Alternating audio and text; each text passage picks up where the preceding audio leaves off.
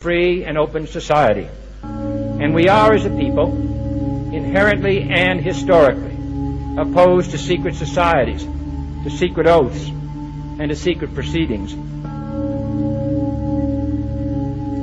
I think a new world order is emerging. An inside job? How dare you? How dare you? To create, so to say, mass-produced models of human beings arranged in some kind of a scientific caste system. We shall go on to the end. We shall fight with growing confidence and growing strength in the air. We shall never surrender.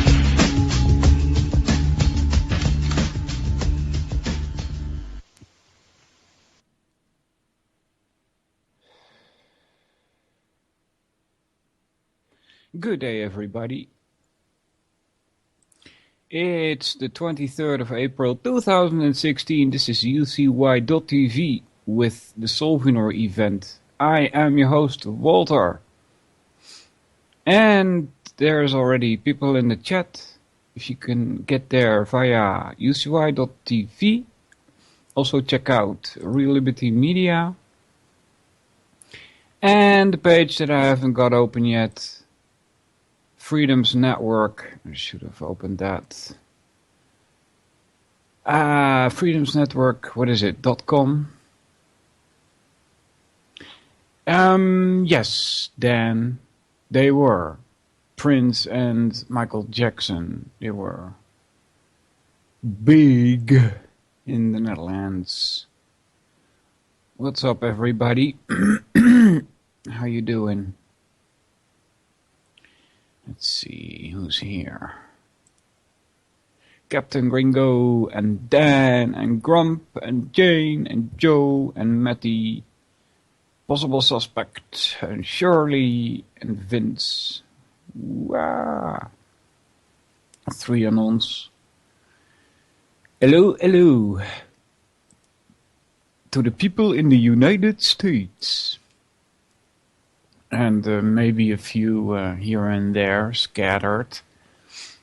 But I think most of my audience is American, North American.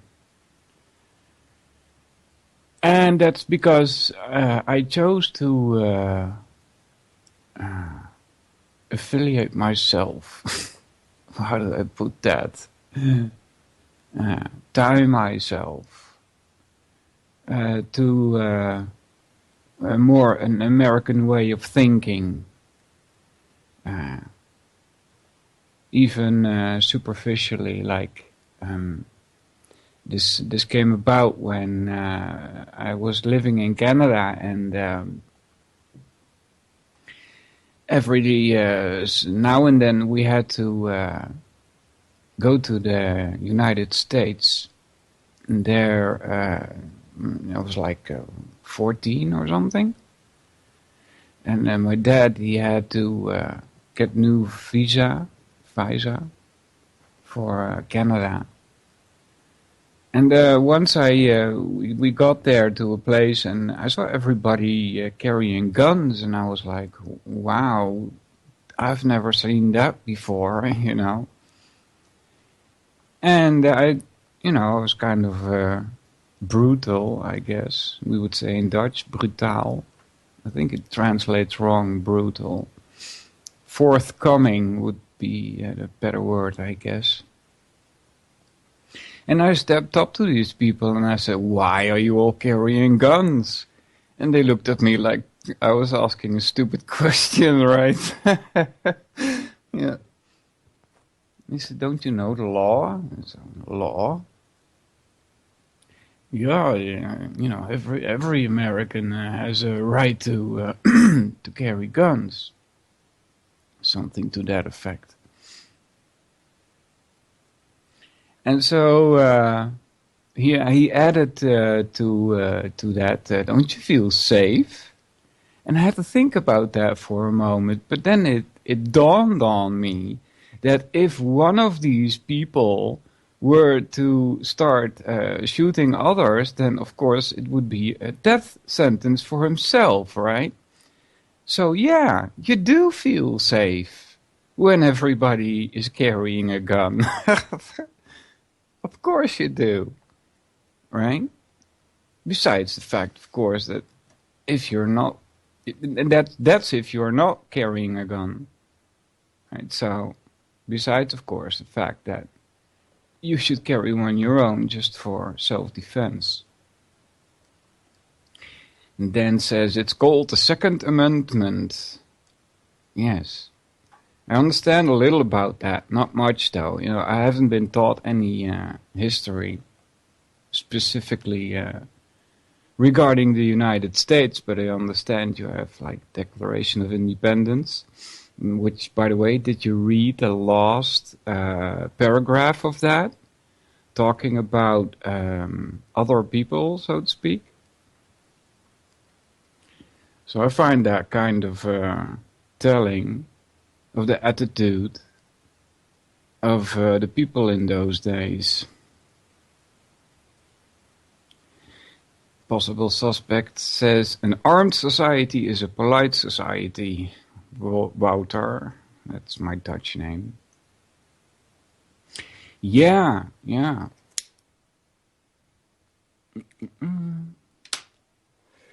I even managed to get into discussions about this topic with people at my work.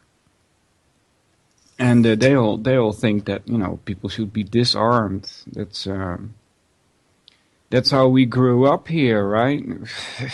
That's why it was so strange for me to see everybody armed in that city that I was in the United States.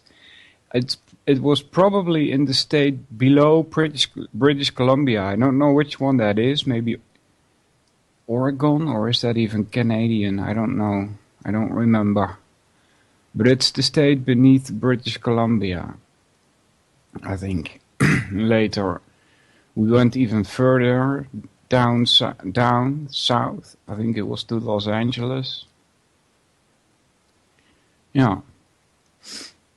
And so it's kind of funny to see the look on their faces when I bring arguments for holding a gun, right? You should be able to protect yourself against criminals who don't abide by the law anyway, and they will get guns anyway. Right? The criminal doesn't care if the law says you're not allowed to have guns. Only law-abiding people care about that, right? And so sometimes you think that a seed has been planted, but it's hard. It's hard to communicate with people that have accepted, as I did in the past. Well, not completely, actually. I was kind of resistant from the beginning, to be honest. But that have accepted the world as it has been presented to them. Right, and their experience in life will, you know, kind of contradict it. Well, they'll blame it on the politicians or whatever. And of course, the use of doublethink also helps a lot.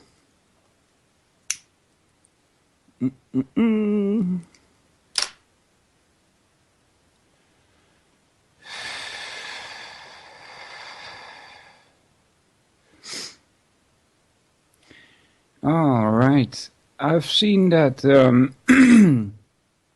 posting a little while ago on Freedom's network, which I still haven't logged into, by the way, about a graph, and I found it kind of astonishing. And all these graphs, you know, they show like a hockey stick kind of a trend, right? And the trend was this meme on the internet: taxes is theft. And what do you know? Soon after that, I saw it indeed everywhere, right? It keeps coming back. Do you guys in the chat have that same experience? On the net, when you visit sites and you scroll a bit, maybe for some next interesting article or something, and that you come across things like taxes, theft. Is that really, going around, and are more people seeing it this way, or is this just a rouse, so to speak?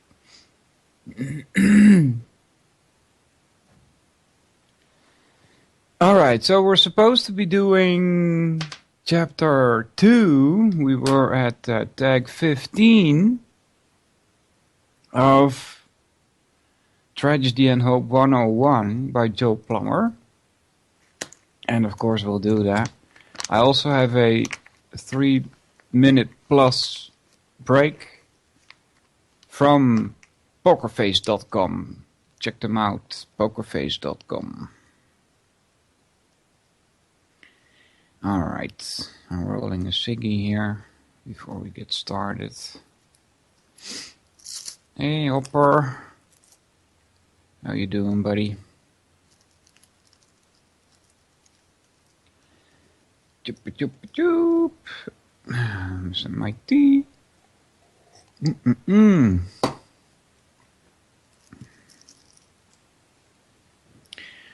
All right. If you have any questions in the chat, please do ask them. I'll try to keep an eye on them. And this is where we were. And this is jam-packed information. Well, just the chapter 1 we went through last week, right? Next is, based on these new justifications, the same immoral policies of conquest and subjugations found new support. The empire was now not only a matter of moral duty, it was a matter of self-preservation. Brackets open. If the ruling elite failed to expand the empire, their civilized way of life would be lost to the unwashed masses. Brackets close. It was a powerful message. And it had a sensational impact on one of Ruskin's students. The student was so moved that he copied Ruskin's lecture word for word and kept it with him for 30 years.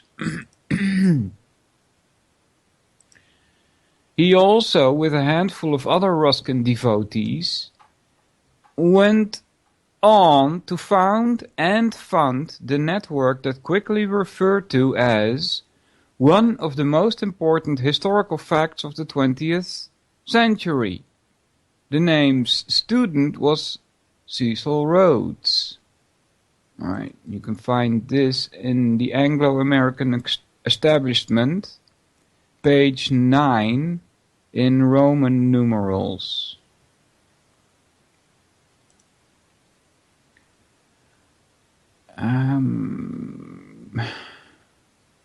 If you've heard of Cecil Rhodes, odds are it hasn't been within the context of him being that guy who created a secret society to control the world.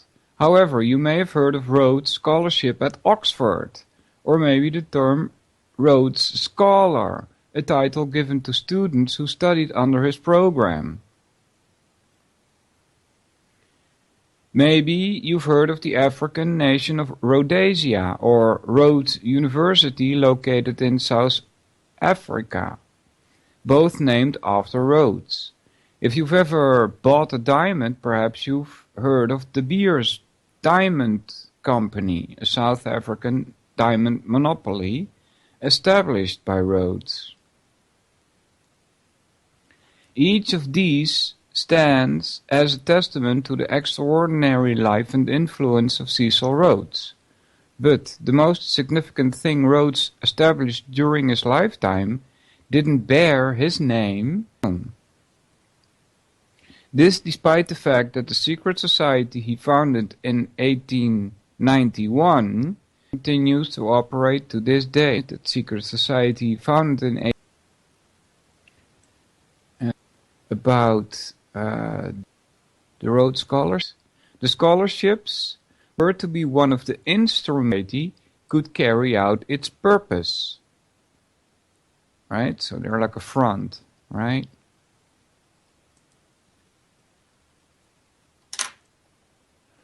Wrote the original funding for. After monopolizing these industries, you are, just send me a message. Feverix contributed money to England and in South Africa and sought to win a strip of British territory across Africa from the world we inhabit were brought under Anglo-Saxon influence.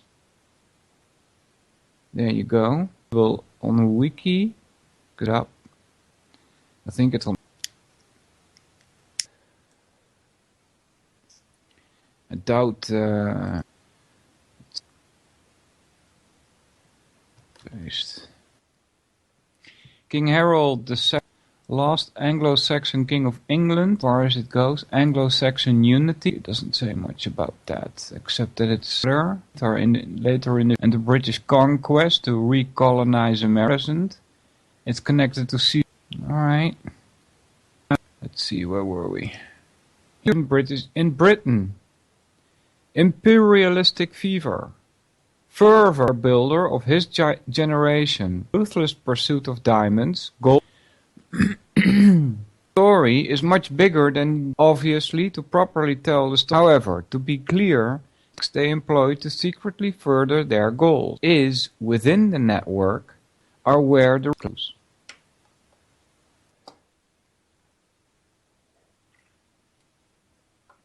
If you are interested, that's a side note, if you are interested in a methodical and mind-numbing breakdown of all the individuals quickly looked into, people, etc., this.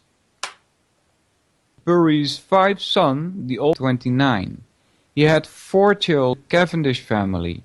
Of these, a Dissel married in 1917 the Marquis of Harrington, later 10th Duke of Devonshire. The older son, Viscount Cranborne, married Lady Elizabeth, a well-known writer of for years a fellow of the other daughter, Lady Beatrice A. or now Lord Harlech, Milner Group, one, and has been in the house. This is he was under Secretary in 1938, 3, Secretary for Dominion Affairs and leader of the Conservative. Continuing again, fortunately, it's another Walter. Next heading is the network at the Anglo-American established the society, inspired the Jesuits, Illuminati, apparently it leads to the wiki link.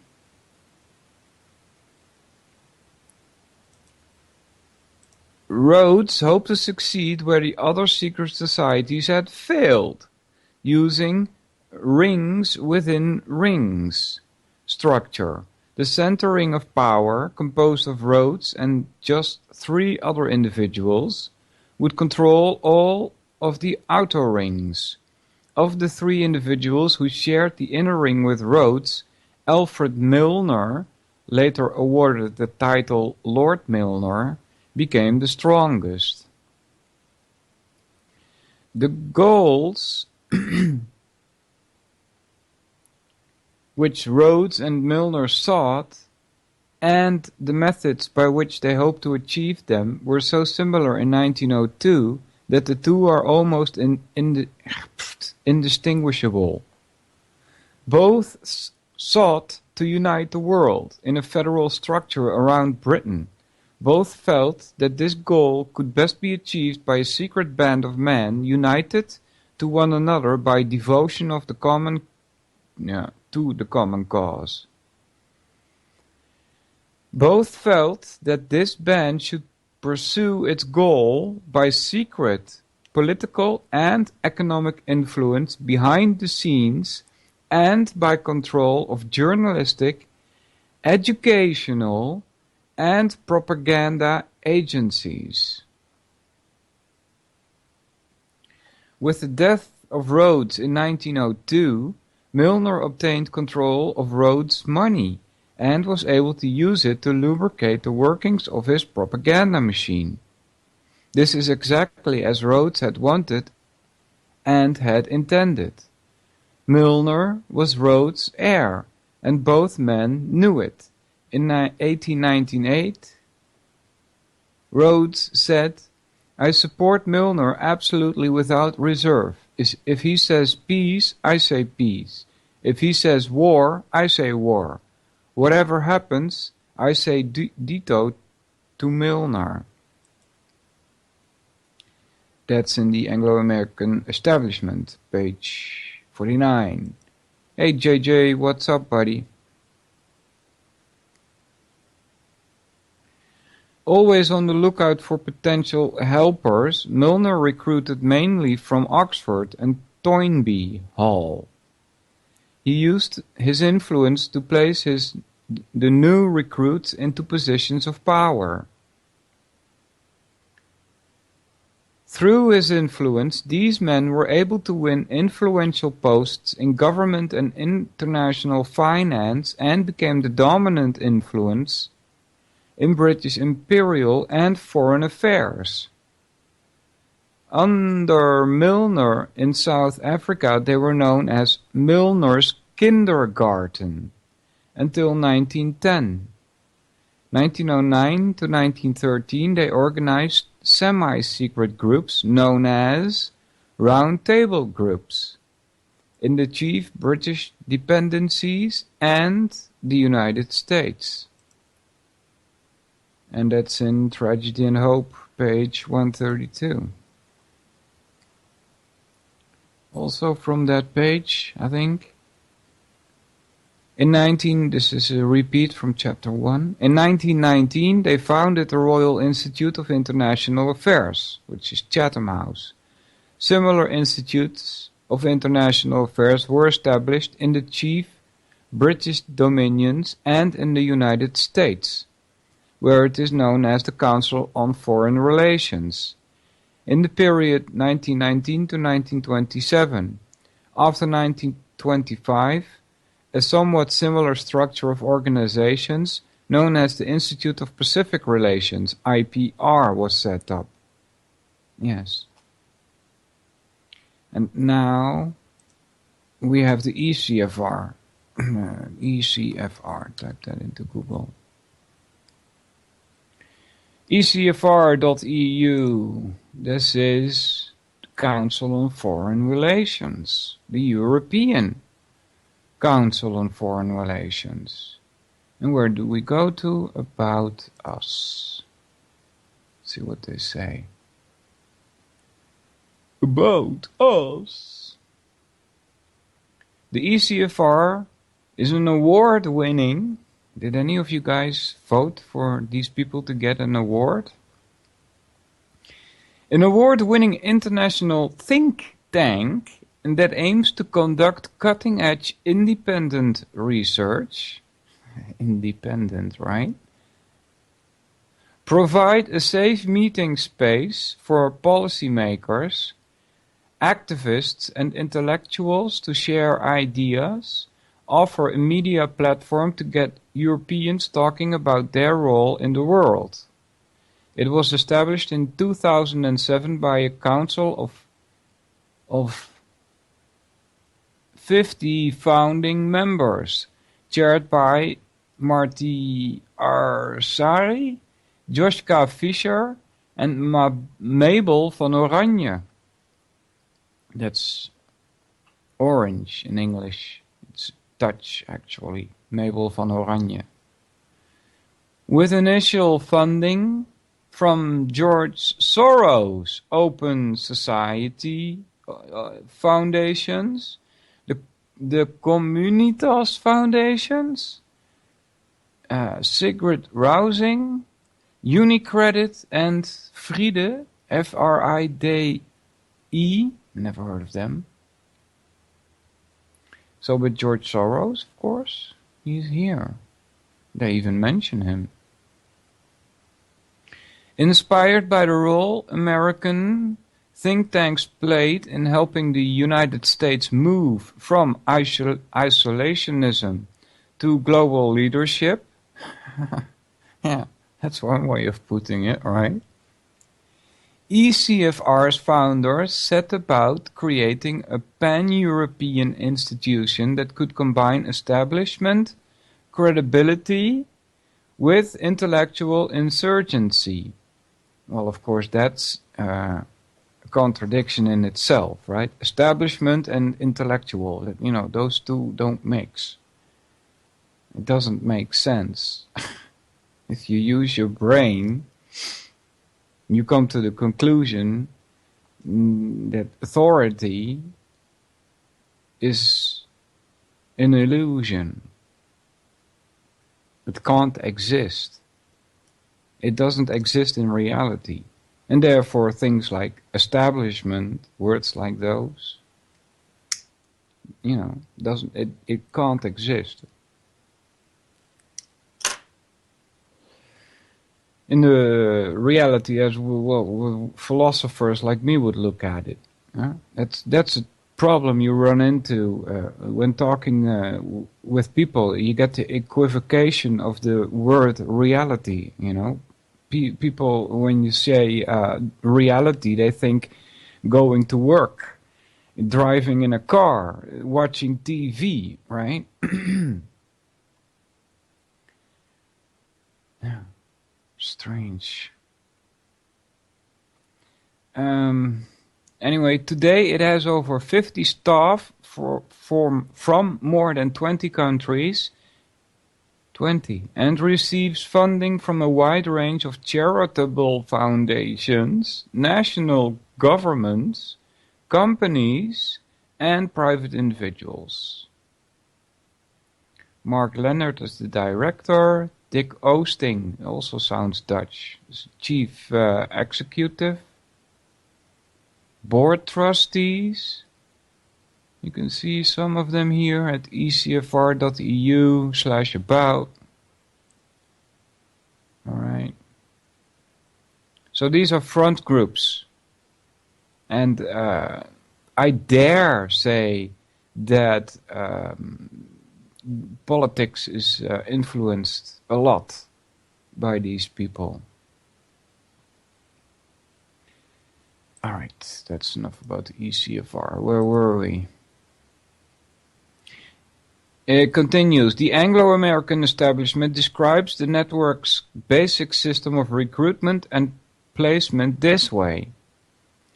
The inner circle of this group, because of its close contact with Oxford and with capital A, capital S, All Souls, alle zielen, all souls, was in a position to notice able young and undergraduates at Oxfords.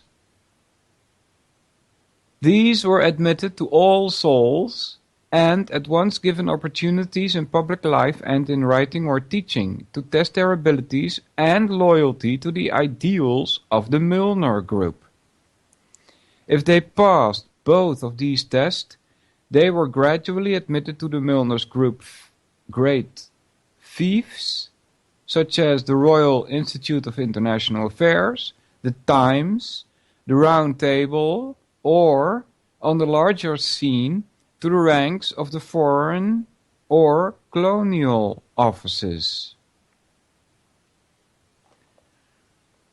Right, Milner Group. Let's see. Copy that. And insert it in the brain. Already got one open here. Let's see. Searching, he says. And we get one possible link. It's the Cecil Rhodes Milner Roundtable Group.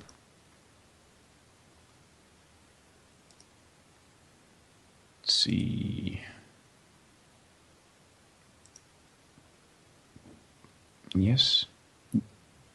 Did we do this last week? I think so. Yeah, we did this last week. So. The Milner Group is actually, looks like it's the same as the Roundtable movement. Last week we did the Roundtable dot, right? The Roundtable movement. Did we do this or not? Founded in 1909, was an association of organizations promoting closer union between Britain and its self-governing colonies. Yeah, I think we did this. Society of the Elect. Historian Carol Quigley claimed that the Roundtable groups were connected to a secret society which South African diamond baron Cecil Rhodes is believed to have set up with similar goals. Rhodes was believed by some to have formed this secret society in his lifetime. This secret society is supposed to have been named the Society of the Elect. Yeah.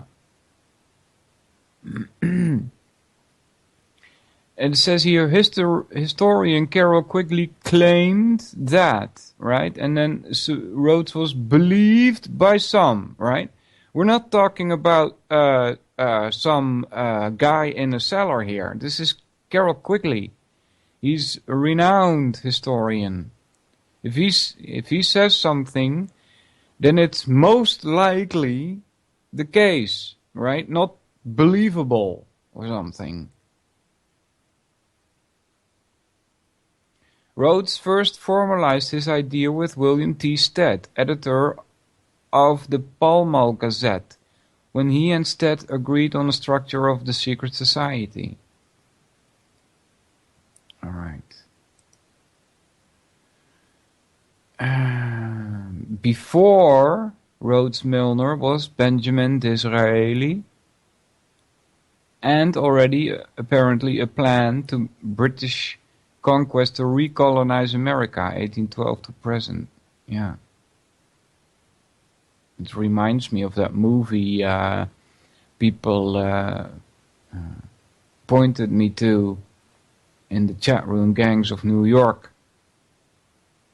And of course I didn't take all of it literally, right? It's like Hollywood, right?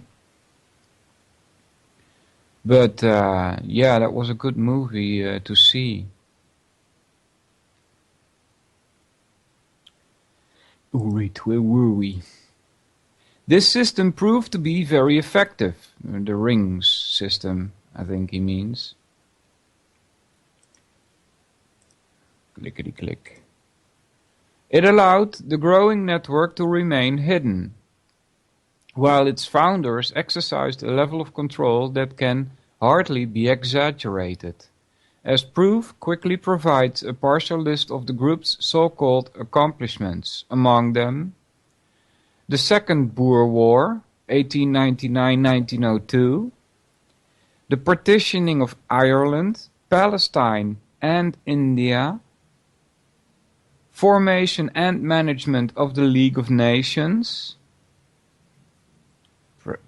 preceding the United Nations,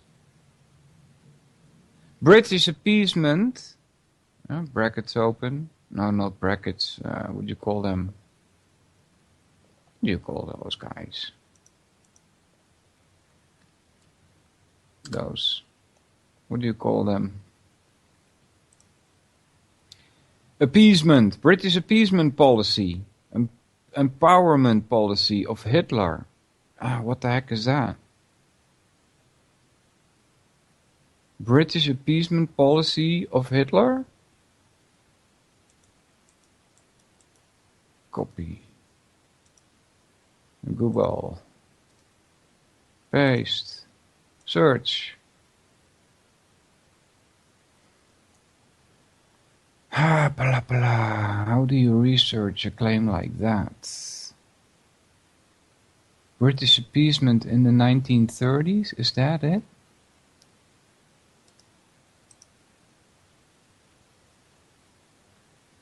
British appeasement in the 90s. I don't even know what appeasement is, guys. Quotations, yes, thank you.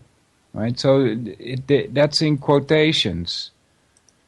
What does it say? It says British, quotations open, appeasement, quotation closed, policy of Hitler. Yeah? British appeasement policy, brackets open, empowerment policy, brackets close, of Hitler. So I put that in the Google, and it's the United States policy towards Germany 33-38. Hitler granted the Sudetenland by Britain.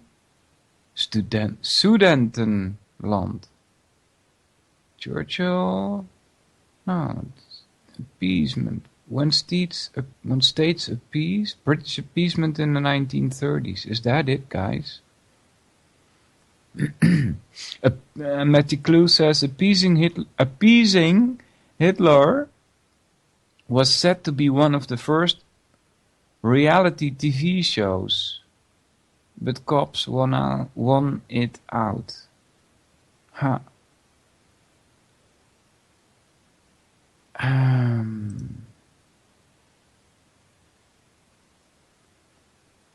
I don't know if it's worth looking into this. No, it's not, actually. What else did they accomplish? Control of the Times. Huh? Oxford, and those who write the history of British imperial and foreign policy. That's what they accomplished. Quigley goes on to say, it would be expected that a group which could number among its achievements such accomplishments as these would be a familiar subject for discussion among students of history. In this case, the expectation is not realized. All right. Something else that is not realized when dispassionately rattling off a list of accomplishments like those above is the true gravity and life-altering impacts of those events. Possible suspects says British appeasement of Hitler was Neville Chamberlain making the statement peace in our time after the non-aggression pact was signed. Okay. Thank you. To provide a little perspective, we'll briefly cover one of the aforementioned accomplishments here. They say a picture is worth a 1,000 words, so let's start with a picture of just one of the thousands of children, Lizzie van Zyl, who starved to death in British concentration camps during the Second Boer War. The Second Boer War. Rhodes, as a member of the finest race in the world, that's bracketed, the finest race in the world, needed, not bracketed, quotations, something like that, needed money to fund his global domination project. To obtain that money, he had no problem seizing valuable resources from the despicable specimens of human beings that it rightfully belonged to. As such, he used his dominant influence over British imperial policy, the ability to direct British military force, against the Boers in South Africa. It should be noted that his first attempt to grab Boer land and resources, Boer is trouwens the Dutch word, trouwens, that's also Dutch, by the way, like boer is a Dutch word, and it means farmer. A conspiracy known as the Jameson Raid failed miserably. And though he and his network had clearly directed the conspiracy, and though the leaders he selected to overthrow the Boer government were caught in the act, the consequences of the attempted coup weren't sufficient to prevent a more ambitious conspiracy, the Second Boer War, that followed a few years later. Right? Next is a side note. I'm gonna roll the ciggy here also.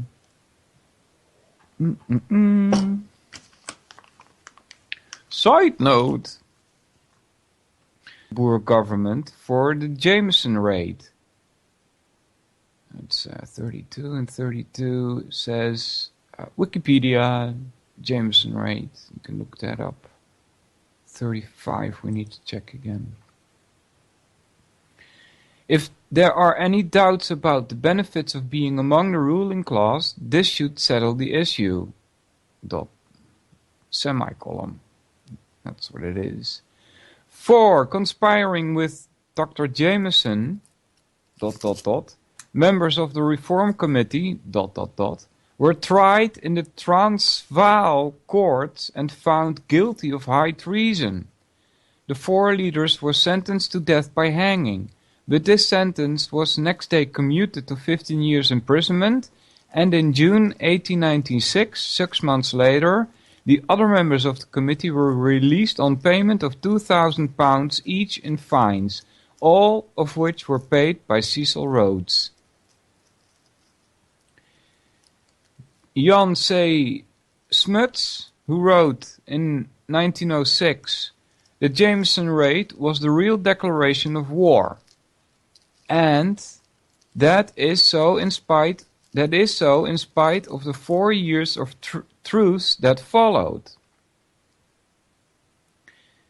The aggressors consolidated their alliance. The defenders, on the other hand, silently and grimly prepared for the inevitable."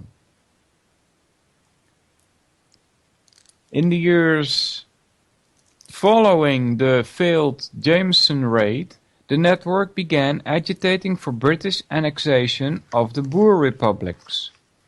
After a sufficient British military build-up and failed negotiations, the inevitable finally came.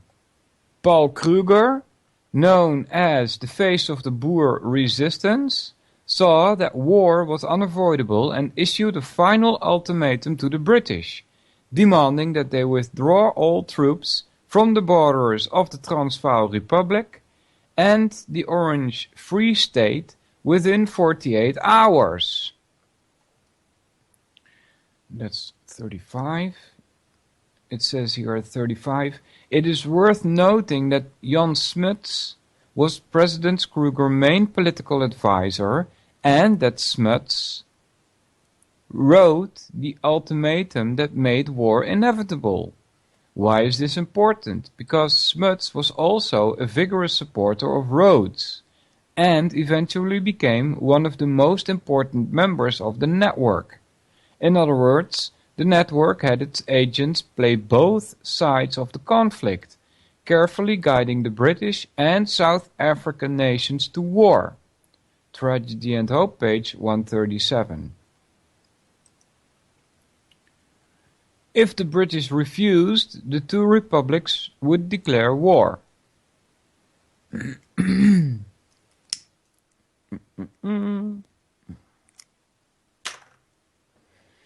Outrage and laughter were the main responses. The editor of The Times laughed out loud when he read it, saying, "An official document is seldom amusing and useful, yet this was both." The Times denounced the ultimatum as an extravagant farce. The Globe denounced this trumpery little state. Most editorials were similar to the Daily Telegraph, which declared, "Of course there can only be one answer to this grotesque challenge. Kruger has asked for war, and war he must have." That's at Wikipedia, Second Boer War. And war they did have, with all of the injustice and brutality that one should expect. Theft, subjugation, suffering and murder.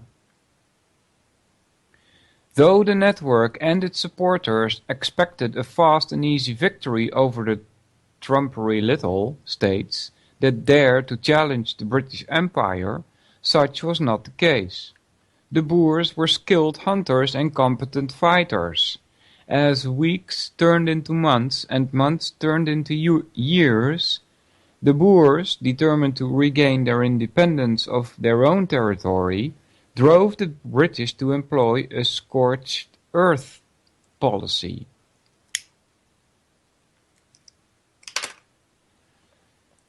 As British troops swept the countryside, they systematically destroyed crops, burned homesteads and farms, poisoned wells, and interned Boer and African women, children and workers in concentration camps. The Boer War concentration camp system was the first time that a whole nation had been systematically targeted and the first in which whole regions had been depopulated. Although most black Africans were not considered by the British to be hostile, many tens of thousands were also forcibly removed from Boer areas and also placed in concentration camps. Ultimately, the concentration camp system proved more deadly than the battlefield. By war's end, nearly 50% of all Boers' children under 16 years of age had died of starvation, disease and exposure in the concentration camp. All told, approximately 25% of the Boer inmate population died, and total civilian deaths in the camps, mostly women and children, reached 26,000. The picture of Lizzie van Zyl represents just one of those 26,000. Sadly, these numbers account for only Boer civilians killed. In all, the death toll of the Second Boer War exceeded 70,000 lives, which, with more than 25,000 combatants killed and an additional 20,000 black Africans, 75% of whom died in the British concentration camps. But of course, this was only just the beginning and a small price to pay for the network. The defeated republics were absorbed into the empire and were eventually folded into the Union of South Africa, also a creation of the network, which served as a British ally during the two world wars. Excuse me.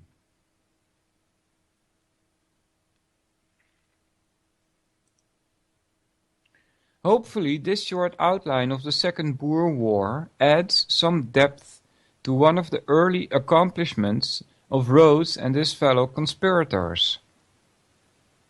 Factor in the immeasurable suffering of some of their other so-called accomplishments, like the million or so who died when they decided to partition India, or the millions more who died as a result of their Hitler empowerment project. And Quigley's assertion that this group is one of the most important facts of the 20th century is hard to deny. Anthony Sutton comes to mind. He also, I think in a book about Wall Street, mentions Hitler being funded, if I'm not mistaken. Anthony Sutton. As the British government suffered the political consequences of the network's decisions, and as the British citizenry and soldiers paid the costs in blood and treasure, the secret society that Rhodes created was able to operate without fear of direct repercussions. The British government was now one of its instruments. Oxford, the Times, the League of Nations and the Royal Institute for International Affairs, to name a few, were also its instruments. On the surface, each of these appeared unconnected. Beneath the surface, each was dominated by the same group of individuals. In a rare moment of honest criticism, Quigley warns his readers.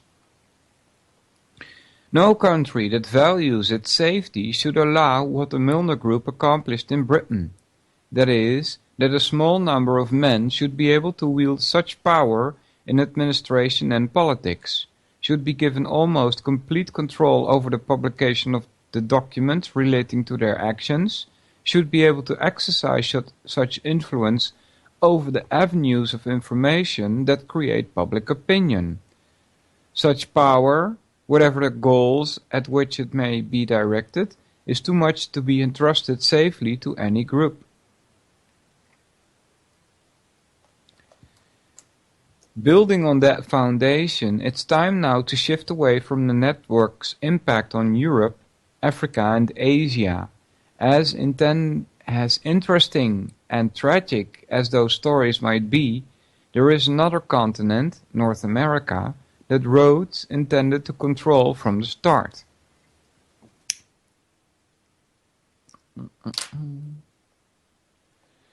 It's past 5 o'clock, guys, which means we're gonna have a little pokerface.com fun.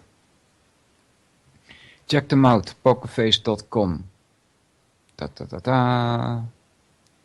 There you will find YouTube tab, and if you click on that, you can find this one there, and we're gonna play this for ya. Pokerface. This is in November the 5th, 2010, and it's live. I'm gonna need to check the volume. Maybe it should be a bit harder, but 3 minutes and something seconds, 54 I think. Pokerface, guys, break time.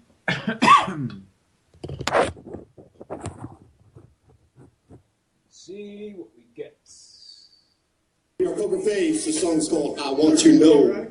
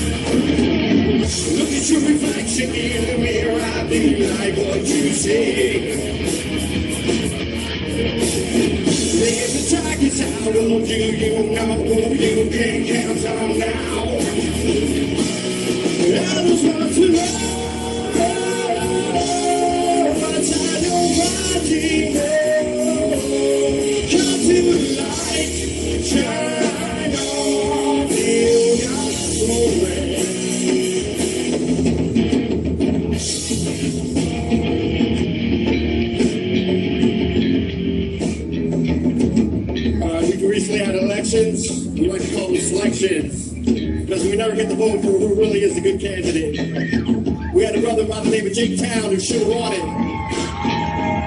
But unfortunately, we have a two-headed beast called the Republican Party, and they suck because they're fucking tyrannists, and they're all for the global order.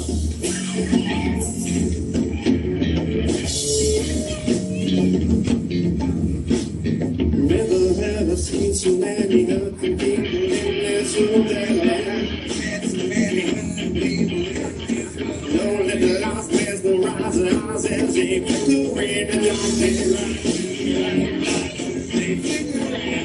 it rains well behind you, all do you live away. Trying to comprehend what's going on, you need to be on the real side. What's on the plan? I just want to know. What's on your fighting come to the light, shine on, feel God's glory.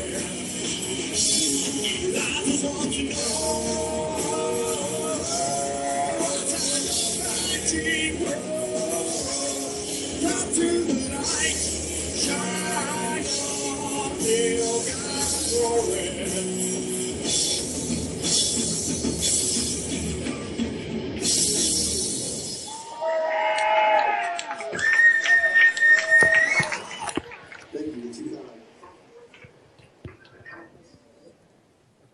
Pokerface. Check them out, pokerface.com. Good morning, Donna. How you doing? This is UCY.tv with the second hour of the Solvinur Event. I'm your host, Walter. Check out the websites reallibertymedia.com, UCY.tv. and freedomsnetwork.com if you want to join some social media. That's not Facebook, but like it. We're going to continue where we left off. And where were we? That North America was also a target for Rhodes. And this seems to end the second chapter, but we will see. In his first will, Rhodes resolved to create a global power so great that it would render wars impossible. More accurately, he should have stated, render resistance to the network impossible. Not surprisingly, this goal to create an unconquerable global power required the ultimate recovery of the United States of America as an integral part of the British Empire.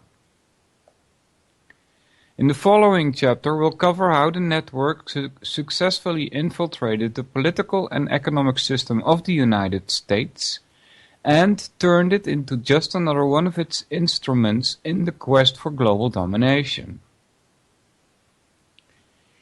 And that brings us to chapter 3.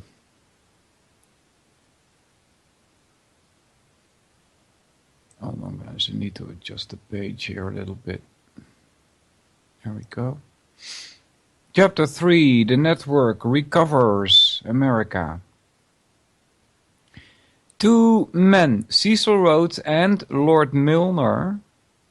Did we already recheck Lord Milner? I think we have in the past. Probably. But we should check it out anyway. Google. Mr. Lord Milner. Alfred Milner, 1st Viscount Milner. March 23rd, 1854 to 13th of May 1925 was a British statesman and colonial administrator who played an influential leadership role in the formulation of foreign and domestic policy between the mid-1890s and early 1920s. He was also the key British Empire figure in the events leading up to and following the Anglo-Boer War of 1899-1902. That's probably the first one. Or else I would have said second, right? While serving as High Commissioner, is additionally noted for mentioning a gathering of young members of the South African Civil Service, informally known as Milner's Kindergarten, who, in some cases, themselves became important figures in administering the British Empire. In the latter part of his life, from December 1916 to November 1918, he was one of the most important members of David Lloyd George's war cabinet. Milner's German ancestry dates to his paternal grandmother, married to an Englishman who settled in Grand Duchy of Hesse, modern state of Hesse, in west-central Germany. Their son, Charles Milner, who was educated in Hesse and England, and now I'm educated in Hesse. That's then a city now. Also, apparently. Who was educated in Hesse and England, established himself as a physician with a practice in London and later became reader in English and Eberhard Karl's University of Tübingen in the Kingdom of Württemberg. Alright, let's see. Journalism, politics, service in Egypt, in South Africa. Sir Alfred Milner remained at the Board of Inland Revenue until 1970. He was regarded as one of the clearest-headed and most judicious officials in the British service, and his position as a man of moderate liberal views. Right. That's contrary to what we've just been told, right? He's one of the most inner circle people who go by Rhodes's agenda, right? They're one and the same. Who had been so closely associated with Gerson at the Treasury, Cromer in Egypt, and Hick Beach, Lord St. Aldwyn, and Sir William Vermont Harcourt, while at the Inland Revenue, marked him as one in whom all parties might have confidence. The moment for testing his capacity in the highest degree had now come. Alright, that's about enough of that.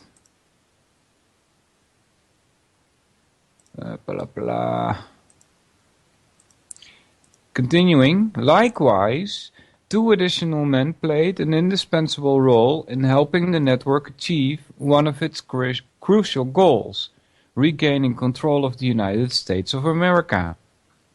The first man, Edward Mandell House, that's not the first time I heard that name either, and I don't know a clue about him, was clearly a willing and deceptive servant. The second man, President Woodrow Wilson, was almost certainly a well-meaning dupe.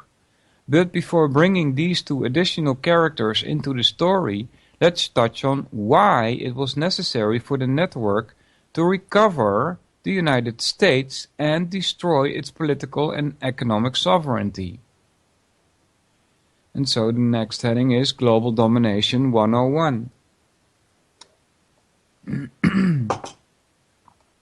Hold on, guys.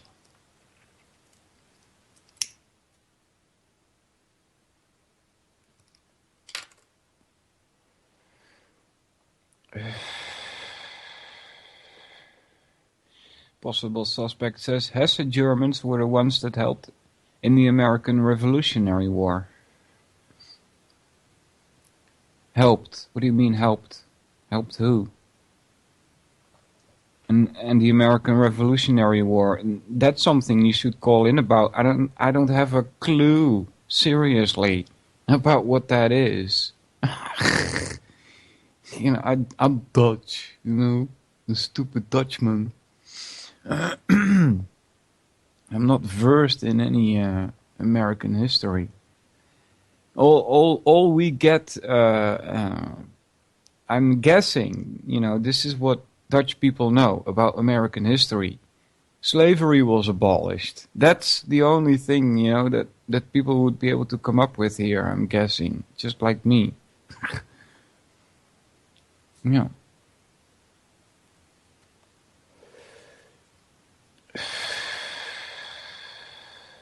All right. Global Domination 101.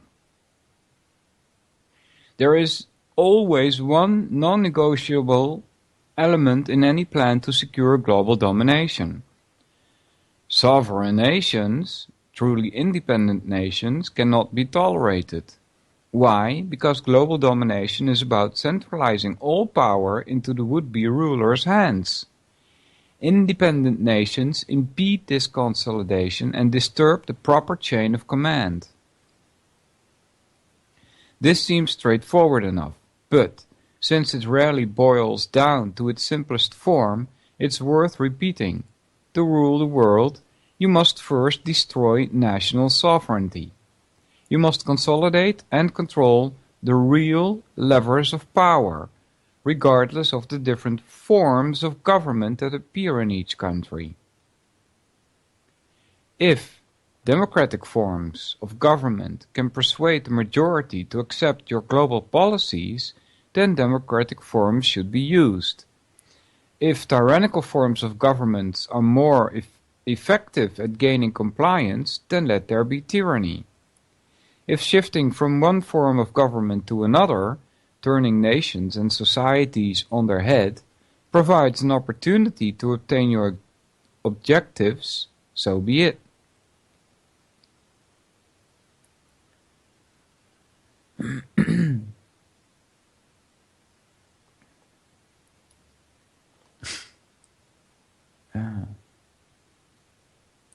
All that truly matters is that you control the leaders who appear to hold power, and that you can contain or destroy those leaders if they forgot or simply haven't realized who the real master is. This is what Quigley meant when he said the network's members are satisfied to possess the reality rather than the appearance of power.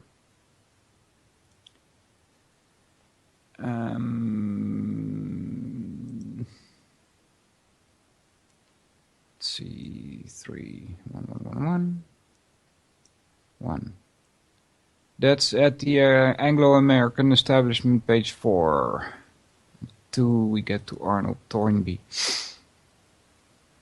To the extent, let's try this again. This is what Quigley meant to say when he said the network's members are satisfied to possess the reality rather than the appearance of power. To the extent that they direct the political and economic machinery of nations, to the extent they can destroy national sovereignty and impose their policies on the citizens of the world. They possess the reality of power, and to this end, anything that weakens national sovereignty is their ally. Anything that strengthens it is their enemy. Unfortunately, as Ed Griffin points out in the Quigley Formula, many people struggle to believe that their highly respected leaders are conspiring to cheat them out of truly representative government. Yeah, that's also something, right? Representative government. It's the way things are now. Those two words cannot go together, because if you were to represent me, for instance, at a place where they sell stamps, and I tell you, you can bid on this stamp, but you can't go higher than 200 euros because, the stamp isn't worth more than that. That means that if you represent me there, that you ought to abide by the rules, that you can't do something that I wouldn't do. And so it's the same with government. You can't give away rights that you do not have yourself. That's what the word representation is supposed to imply. Right? So if they are representing me by claiming property from somebody else, then that's contradictory, because I don't have the right to do that. So I can't let somebody represent me and do it for me, right? That doesn't work like that.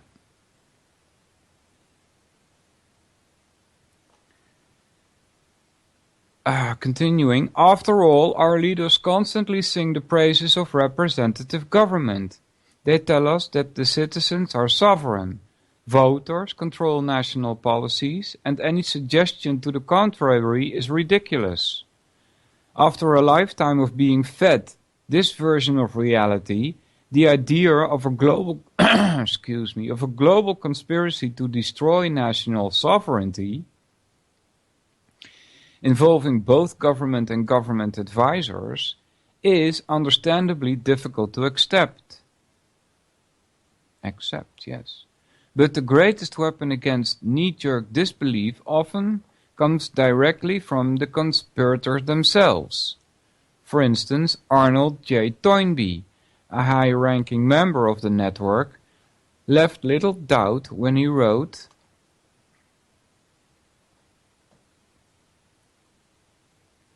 I will hereby repeat that we are at present working discreetly but with all of our might to wrest this mysterious political force called sovereignty out of the clutches of the local national states of our world. And all the time we are denying with our lips what we are doing with our hands. Yeah, Donna, that's right. One has to go outside the textbooks from government indoctrination camps, aka public education. It reminds me of Richard Grove, who had an education, and he was astonished to find out that he was never introduced to the book Tragedy and Hope during his history lessons, right? So, you don't get this at school. Nope.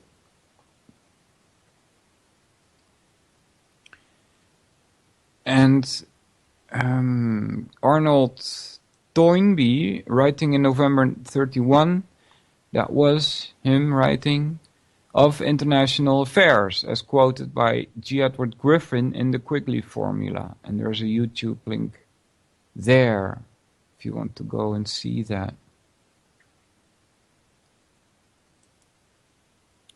As Quigley discovered, the Council on Foreign Relations is nothing more than a front group for the network. This being the case, its position on national sovereignty is predictable.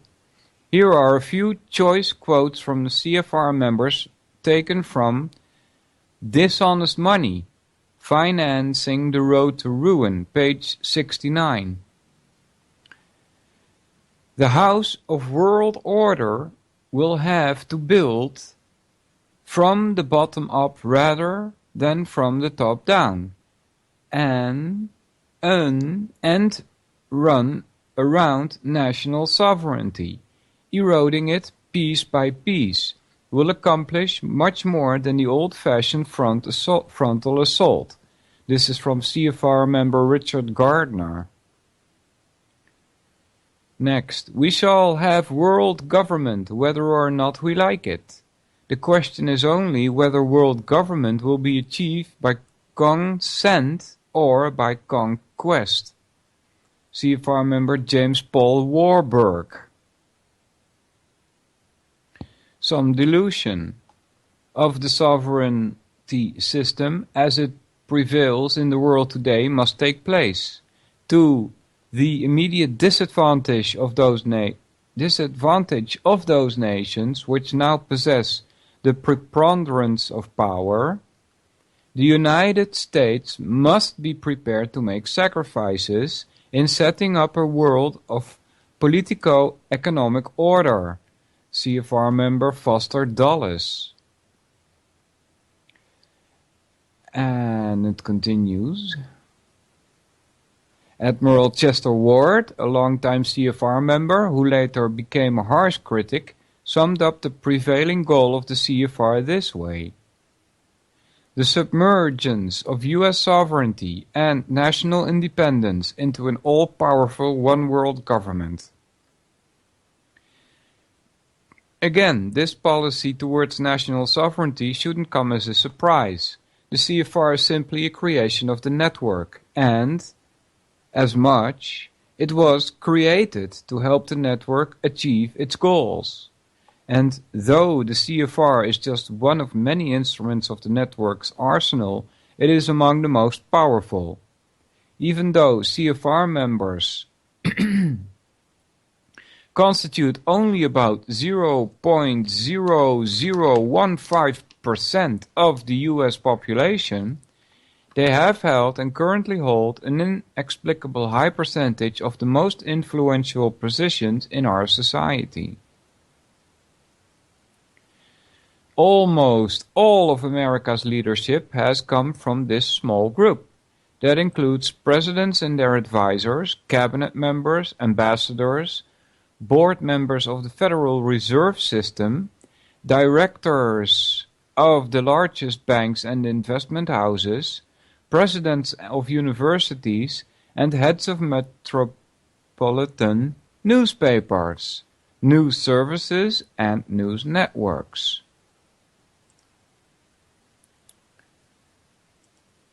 Before moving on, it's worth mentioning one additional and extremely important reason for why the network sought to regain control of the United States.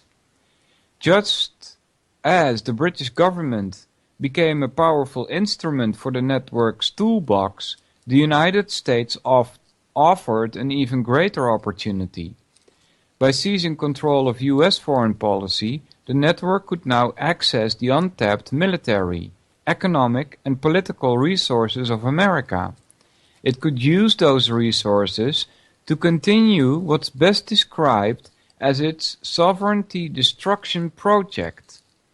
As an added bonus, it could chain the political consequences and inescapable debt to the United States. And that's exactly what it has done.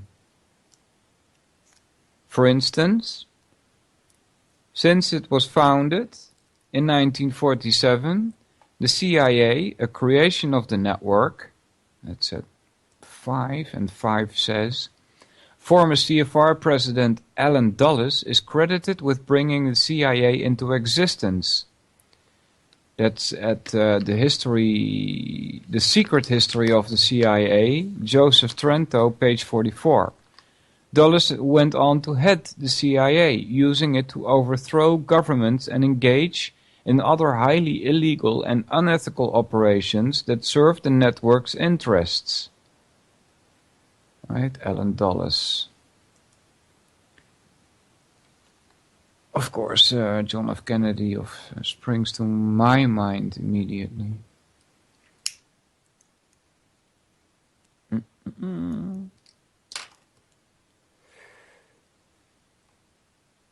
Alright, so founded in 1947, the CIA has been used to destabilize and topple dozens of uncooperative nations covertly. While the US military, controlled by policymakers that are dominated by the network, has been used to topple dozens of directly, topple dozens directly. Again, the costs and blowback accrue to the United States. The benefits go to the network. True, the United States does enjoy the benefit of appearing supremely powerful, but this is only a cruel joke. When the network is satisfied that all major obstacles to its unelected rule have been removed, it will be a simple matter to destroy the US dollar. Justifiable? Cut off the flow of money, justifiably cut off the flow of money and credit to the United States and create the political necessity for the United States to fully enter the new global system. Obviously, none of the network's actions to this point and none of its future plans would have been possible without first seizing the levers of power in the United States. So for now, let's return to the two men who had made that possible. A willing and deceptive servant is the next heading. An unattractive and physically average man stands alone and depressed beneath an oak tree at the prestigious West Point Military Academy. It's graduation day. In the distance, his peers, the class of 1920, anxiously await their chance to lead the army and the free world into the 20th century. The President of the United States, his Secretary of Defense, and other distinguished guests are in attendance to honor the occasion, and this adds to what most see as an already intoxicating atmosphere. All are filled with excitement and a sense of purpose. All but the man who stands beneath the oak. Unlike his peers, he had paid attention to the world around him. He had studied the insidious influence of unrestrained wealth tearing at the fabric of the nation. Even the army itself had become little more than a prostitute in recent decades.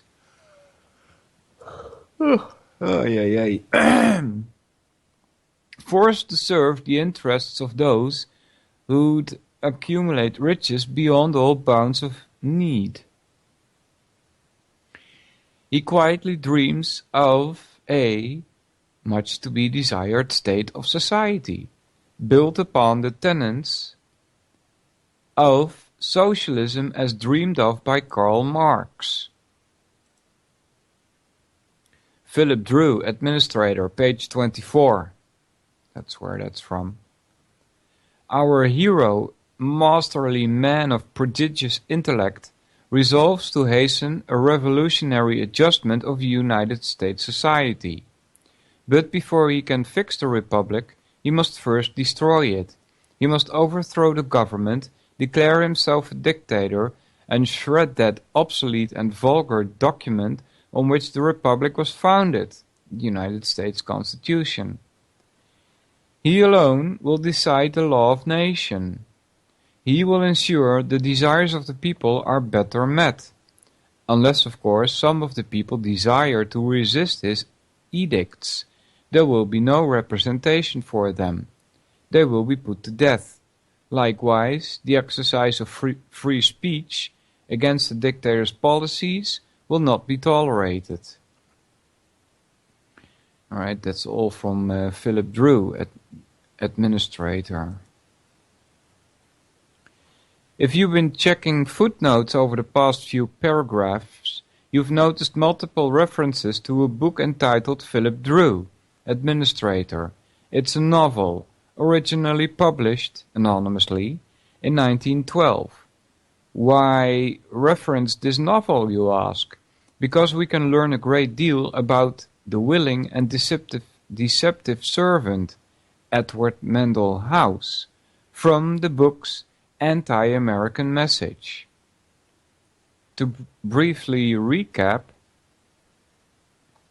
Philip Drew, administrator, is the tale of an intellectually superior man who conspires to overthrow the United States government, assume dictatorial powers, and pave the way for socialism as dreamed of by Karl Marx.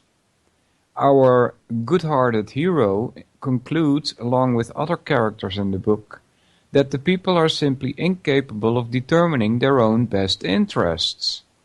As such, a revolutionary adjustment of their government, whether they like it or not, is necessary.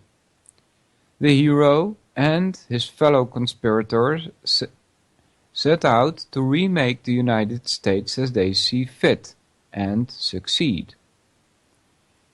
If you haven't already guessed, Philip Drew, Administrator, was written by none other than Edward Mandell House himself.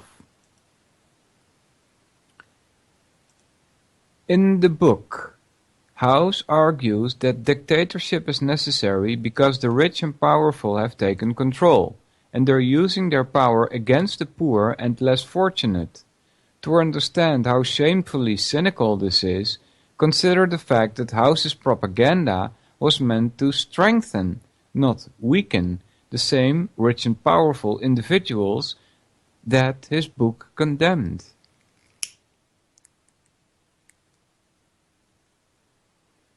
Next is a side note. This is one of the most common tactics employed by the network for manipulating public opinion. It will point to an injustice, often caused by the network itself,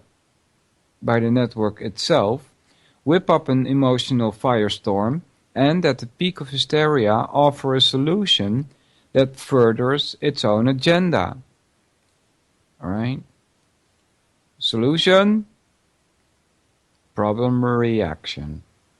If you want something to be manifest in reality, which is your solution, talking from the people that rule the world now, from their point of view, they got a solution. Then they create a problem on which they get a expected reaction, and then they can come forth with their hidden solution. Maybe this is why House published his novel anonymously. It would be pretty hard to hook readers with his Fight the Elite storyline if they knew the author was one of the first kingmakers in modern American politics. In any event, the book is worth reading, not for its entertainment value, it isn't well written, but because it's a short read that provides many insights into how easily a handful of men can manipulate a democratic system of government. Some notable examples include how a senator can pretend to represent citizens who voted for him while actually representing the special interests that he was elected to fight. How kingmakers, before throwing their weight behind a candidate, ensure that the indebted candidate will choose advisors from the kingmaker's approved list. If a puppet official gets out of line, how to bring them back under control, have the press attack them, and have other powerful government puppets do the same. How to use regulatory power of government to collect tributes and funnel tax money into companies you choose. How to be generous with other people's money and use that generosity to strengthen your hold on political power. The book even takes a few contemptuous shots at the electorate itself.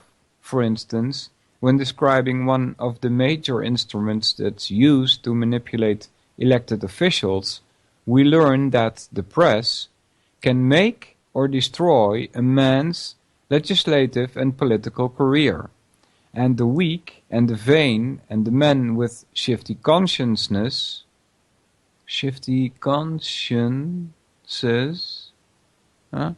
that the people in their facious indifference elect to make their laws, seldom fail to succumb to this subtle influence. As already mentioned, House himself was a kingmaker. His connections to the network gave him the power to make or break aspiring politicians, and he exercised this power with great skill. Prior to turning his attention to the national stage, House is credited with helping 4 different candidates secure the governorship of Texas.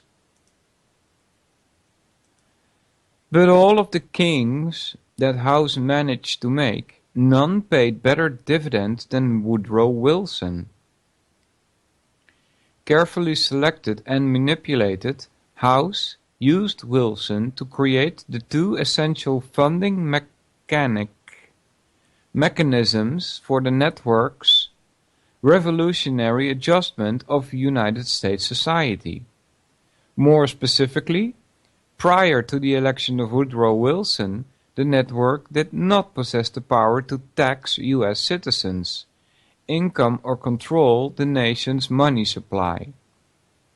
Wilson signed both of these powers into existence shortly after he took office. More than anything, this enabled House and the network to turn the United States away from sovereignty and towards servitude. Professor Thomas J. Nock provides this keen insight into the relevance of House's book, Philip Drew, Administrator. Philip Drew deserves serious attention, if only for the prophetic self-exposition of its author. Clearly, House's driving ambition in life was to influence the course of history. To an extent, he succeeded. He was right on the mark when he wrote, "I was like a disembodied spirit seeking a corporeal form. I found my opportunity in Woodrow Wilson." That's as quoted in The End to End All Wars, Woodrow Wilson and the Quest for a New World Order, page 21.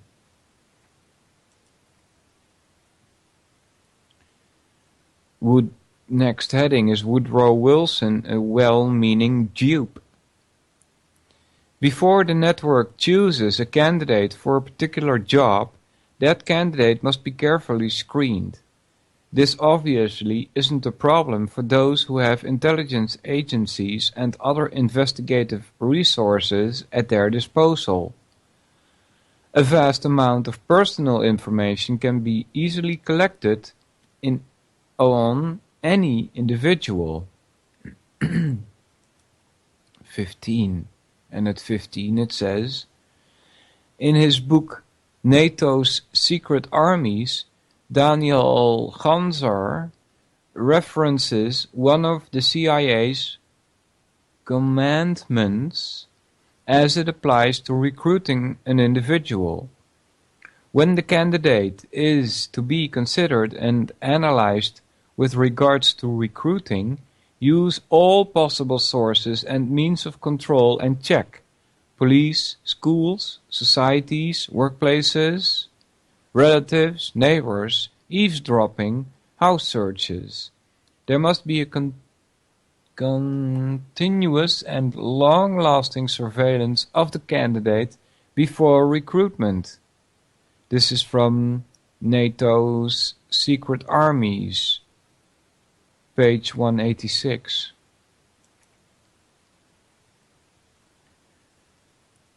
Alright, so collected on any individual, and if the individual looks promising, a recruiter like Mandelhaus will know exactly what buttons to push to entice and or manipulate the new recruit. To say that Wilson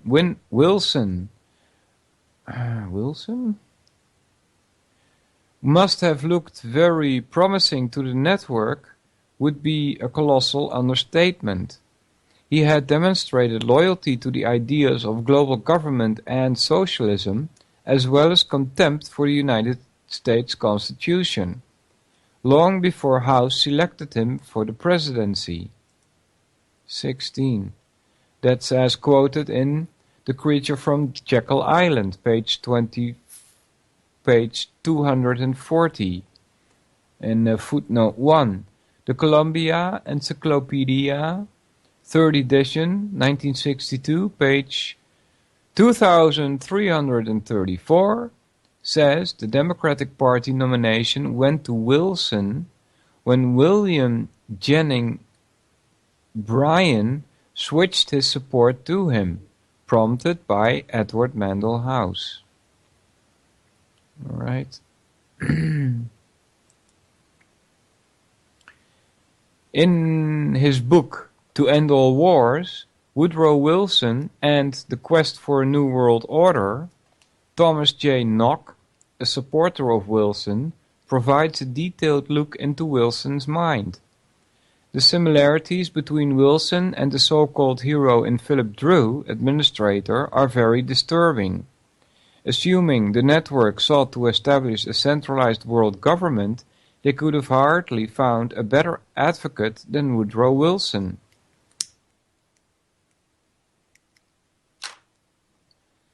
As early as 1887, Wilson had written of a confederation of empires and expressed his agreement with the central idea behind state socialism.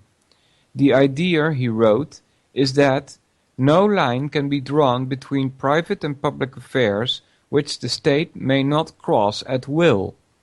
It is very clear that in fundamental theory, socialism and democracy are almost, if not quite, one and the same. In Wilson's opinion, the United States government needed to move toward centralized socialist control and unlimited power in order to stop the what? Aggrandizement of giant corporations that threatened to swallow up not only individuals and small businesses, but democratic government itself. Winston went on to condemn selfish, misguided individualism and proclaimed we ought all to regard ourselves as socialists. He saw that concentrated and unaccountable power had enabled the rich and strong to combine against the poor and weak, and it was high time for government to lay aside timidity and make itself an agency for social reform as well as political control. All right, that's all in that book as quoted.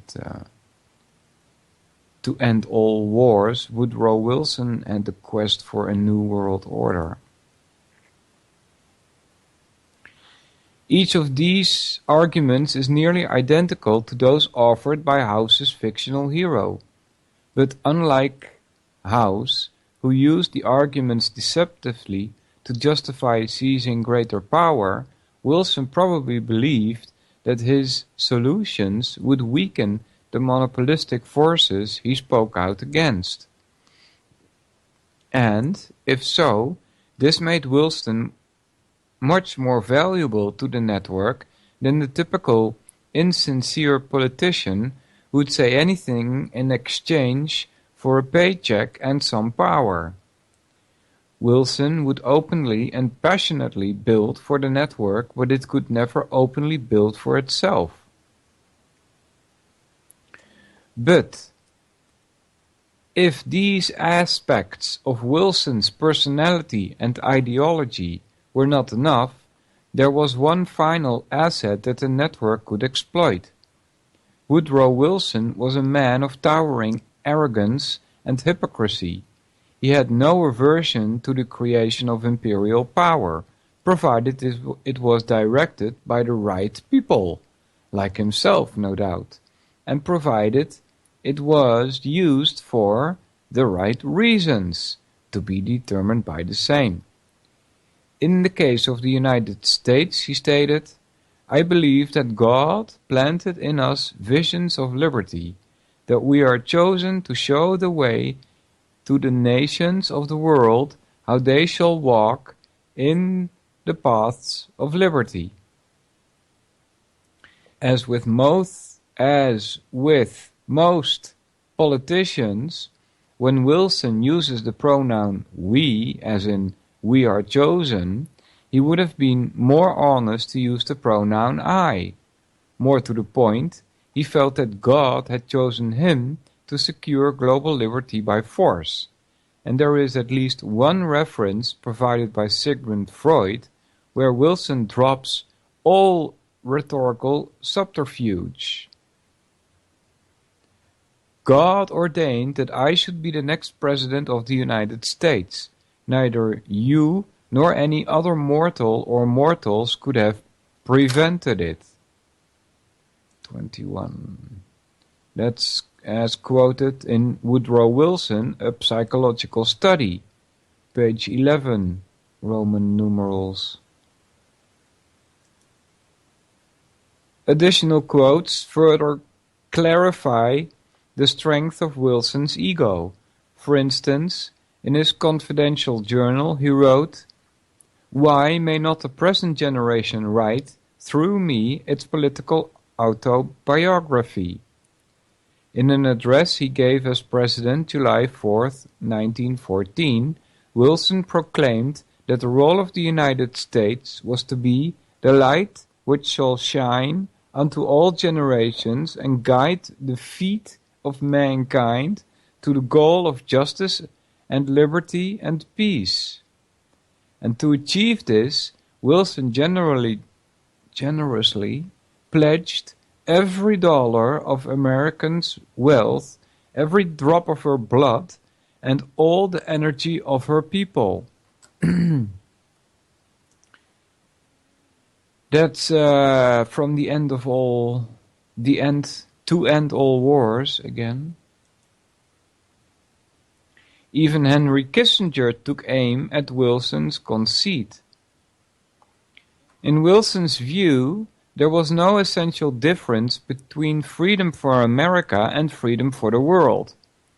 He developed an extraordinary interpretation of what George Washington had really meant when he warned against foreign entanglements. Wilson redefined foreign in a way that would surely have astonished the first president. What Washington meant, according to Wilson, was that America must avoid becoming entangled in the purposes of others. But, Wilson argued, nothing that concerns humanity can be foreign or indifferent to us. Yeah, can you see the equivocation there? Unbelievable. Hence, America had an unlimited charter to involve itself abroad. What extraordinary conceit to derive a charter for global intervention from a founding father's injunction against foreign entanglements, and to elaborate a philosophy of neutrality that made involvement in war inevitable. 25. That's from Diplomacy, page 48. Mr. Kissinger. Wilson's desire to create a global power structure that no nation or probable combination of nations could resist, coupled with his Messiah complex, provided the perfect psychological ingredients for turning the man into a useful idiot. Servando Gonzalez summed up the final equation perfectly. Wilson was a man intoxicated with a sense of his own importance and historical relevance, and, as such, he could be easily manipulated by a trained intelligence officer like Edward Mandell House. The evidence suggests that this is exactly what happened.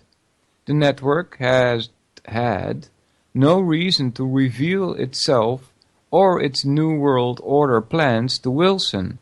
Rather, it had every reason to let him believe the crusade for global government was his idea, his divine purpose, to make the world safe for democracy.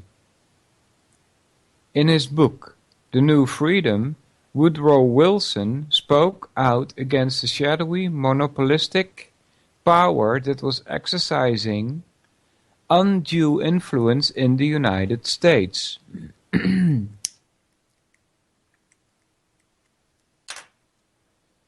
He wrote, "Since I entered politics, I have chiefly had men's views confided to me privately. Some of the biggest men in the United States, in the field of commerce and manufacture, are afraid of somebody, are afraid of something. They know that there is a power somewhere so organized, so subtle, so watchful, so interlocked, so complete, so pervasive, that they had better not speak above their breath when they speak in condemnation of it. This is from Psychological Warfare and the New World Order, page 53.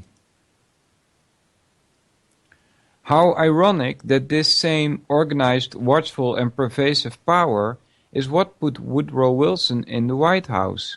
And this brought us to another very important part of the story. Assuming we accept the fact that Wilson was a dupe, cynically used by the network to further its already established agenda, we still haven't addressed the most impressive swindle of it all. That the network successfully duped millions of Americans into electing him in the first place. And so the next heading is the election deception.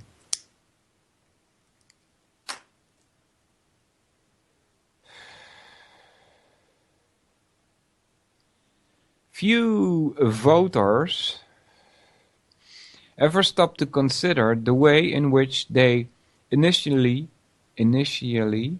meet their choices for president.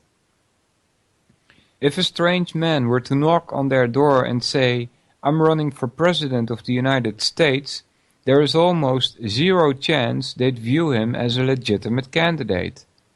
However, if they meet the exact same stranger through one of the network's main propaganda instruments, radio, print, or television, suddenly the reaction is very different. Suddenly the stranger deserves a serious look. This is what Bernays referred to as one of the most firmly established principles of mass psychology.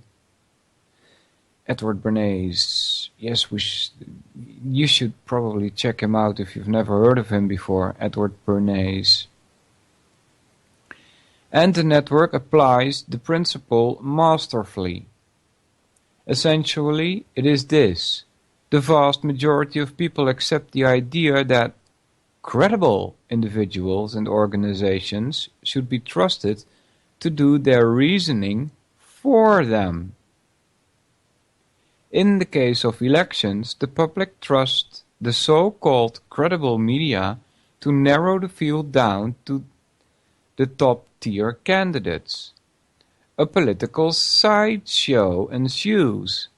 At the end, voters choose who they'd prefer to have in office. But their choice isn't what they perceive it to be. Sure, they are technically choosing who they prefer, but they are choosing from a list of candidates that was chosen for them. Sadly, this sleight of hand works just as well today as it did 100 years ago. And unless this concept becomes widely understood, it will work 100 years from now on as well. Returning to Bernays from his book Propaganda. Political campaigns today are all sideshows, all honors, all best. Oh. That's the end of my time. We'll continue here next week.